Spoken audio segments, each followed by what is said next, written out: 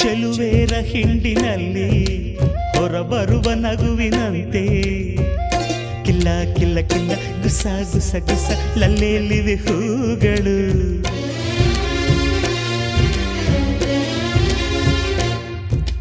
ಮುಂಜಾನೆ ನೀರಿನಲ್ಲಿ ಮುಳುಗೆದ್ದ ಹೆಣ್ಣ ಮೈಲಿ ನಿಂತ ನೀರಿನಂತೆ ಜಾರ ಮುತ್ತಿನಂತೆ ನೆಂದಾಡಿವೆ ಕಣ್ಗಳು.